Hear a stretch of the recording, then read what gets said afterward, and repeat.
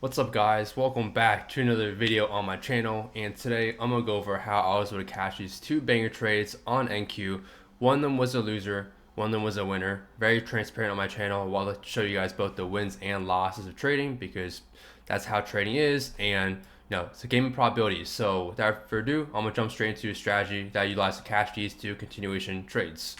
So to start off, I always want to go from the higher time frame down. It's called top-down analysis, where you go from, for me personally, I don't go on the daily, as I've reinforced many times in my videos, because I have a daily bias indicator. Again, you can get access to this in the link down below on my website, and there's a free 7-day free trial as well, by the way, if you want to try it out. But nonetheless, yeah, no need for me going daily. I have my own biases given out to me mechanically from my systematic indicator.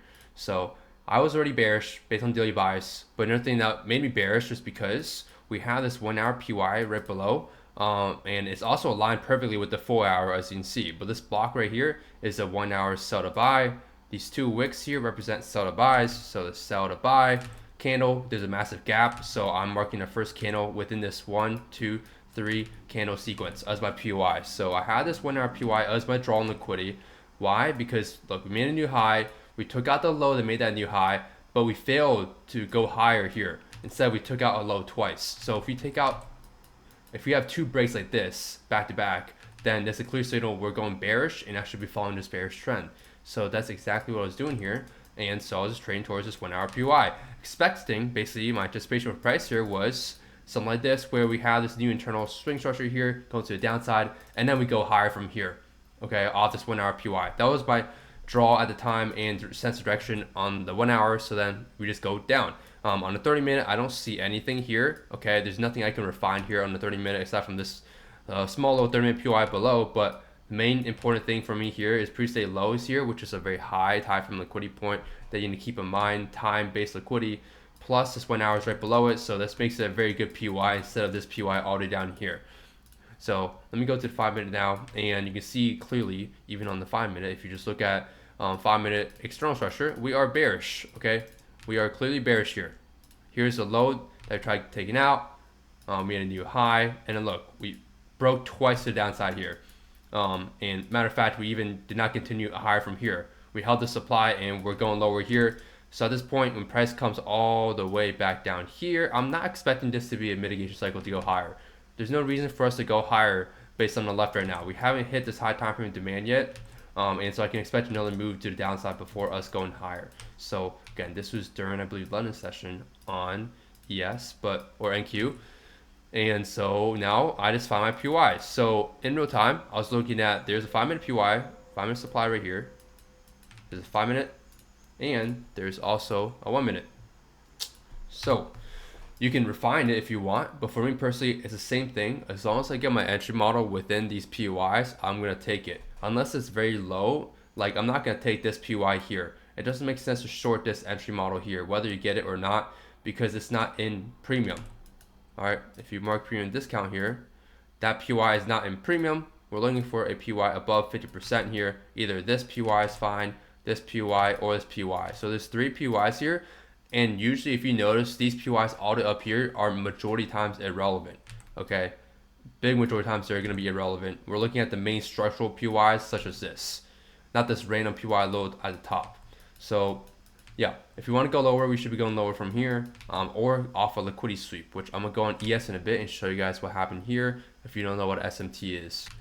All right, so getting to the first trade here, all I'm doing is waiting for my PY to get tapped and then looking for my entry model. Again, I think a lot of you guys are overcomplicating your trading system. I'm trying to keep it as simplistic as possible.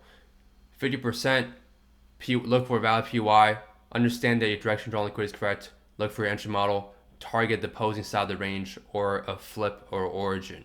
That is it. So here we go. I got an OB entry model using my indicator and marked out that box. As you can see, like my indicator, it shows the box, and then once the box gets hit or mitigated, same meaning, it disappears. So as you can see here, the box disappears. I get my entry here using a limit order, covering the high here, anticipation for us to go lower. I was targeting previous low here. As you can see, you can also target the next low here if you want. Again, remember, there's a low on the left and there's a low on the right. Majority of times we're gonna have a right trend and a left trend, not always though. if the right trend delivers in one sequence and not 50% pullbacks to mitigate origins or flips, then there's no right trend. But in this case, clearly there is a right trend, as you can see, right? We're creating new structure on the right. And this move here is part of that new structure on the right. So I'm just following the right trend here all the way until this low here. So I was basically targeting that low there, and once I got in here, you know, I went in profit a good amount. I was up 3 risk reward, which is pretty damn good. Okay, if this trade hit the first time, 9 risk reward is plenty. I'd usually be done for the most part off just with 9 risk reward trade, unless there's another good setup. But for me, like, since this is the pro trend trade here, there isn't too many other setups I was thinking about taking after taking this TP here. I could have taken a long office 1 hour anticipating this to go higher, but keep in mind you usually want to wait for a structure to show signs of strength at these high time PYs, as in creating new structure on the right, to then follow that instead of immediately taking a trade off of these 1 hour PYs, because you don't know if this right trend is going to hold and how long it's going to hold for, right? This right trend can mitigate the 1 hour and keep going lower and going deeper into this 1 hour PY and then go higher for expansion, or it keeps going for the next 30-minute PY below, or you may take out liquidity.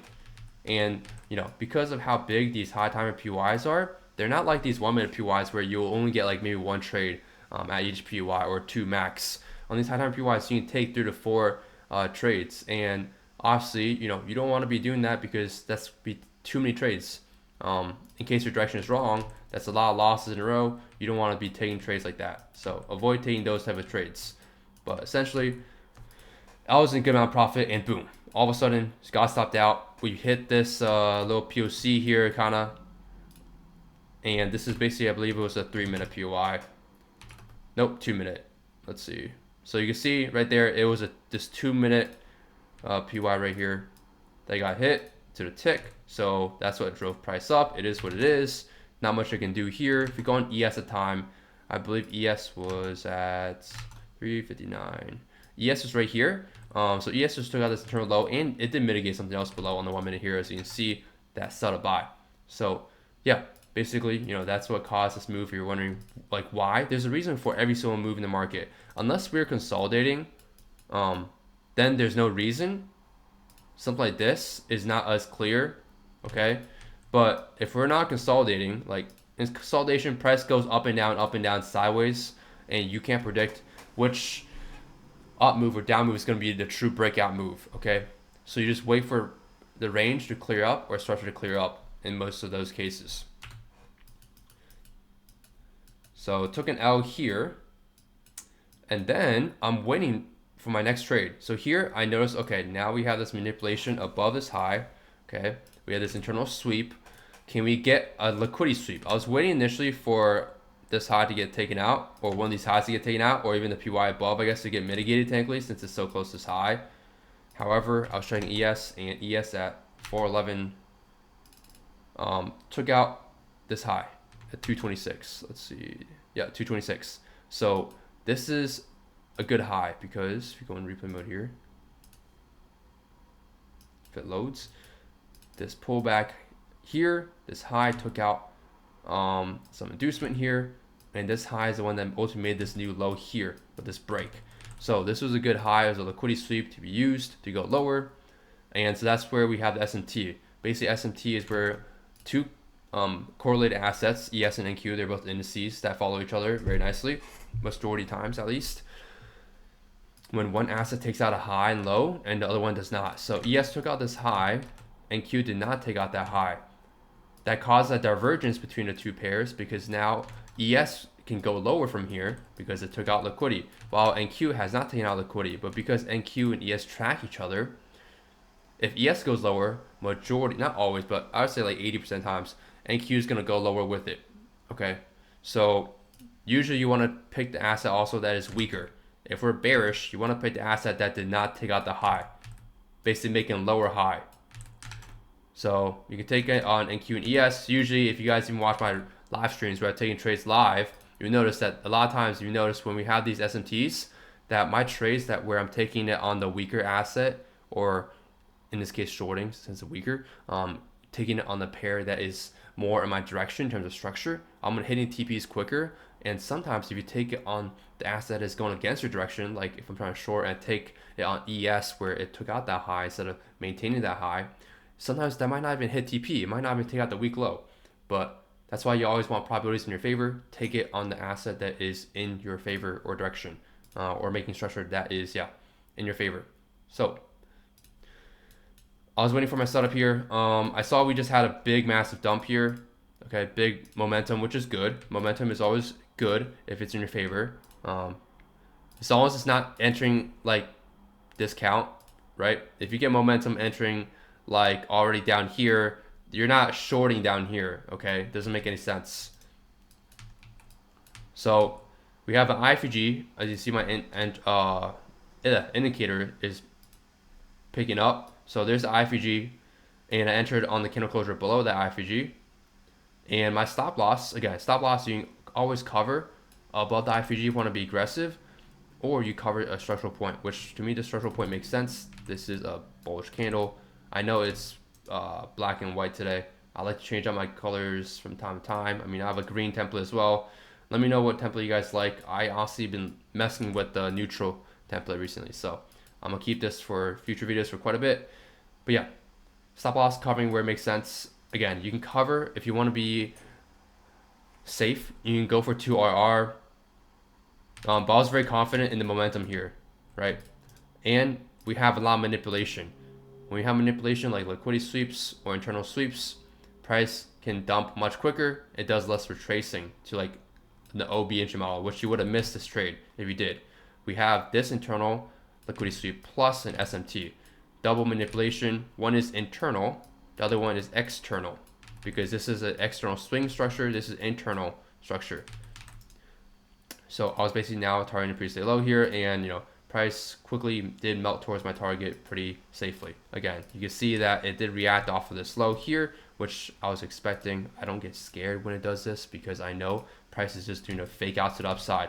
People are definitely trapped here trying to buy here to target 50% again just to get stopped out. So I'm always okay when we get reactions against my trade, knowing that I'm in the direction of the market, in the direction of order flow, and not going against it. If you're going against order flow or direction a lot, of course you're going to get stopped out a lot more, take a lot more losses, and find yourself getting faked out by the market a ton. So that's basically what happened here. I believe nothing else happened here. I didn't take any other trades here. I was done for a night here. This was very late for me, so I was done here. But you can clearly see the 1 hour PY. I mean, made a very nice move to the upside for sure.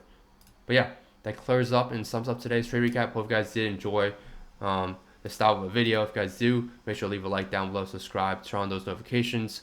If you guys want to learn more from me one-on-one or self-paced through the 100 course, the link is down below. You guys can apply. Prices will be raising by the end of this month from 5K to 7K for the mentorship. I'll try to keep the course price where it is at currently, so it's affordable for everyone to learn at your own pace. And also join the free Discord server down below, and I'll catch y'all in the next video. Peace.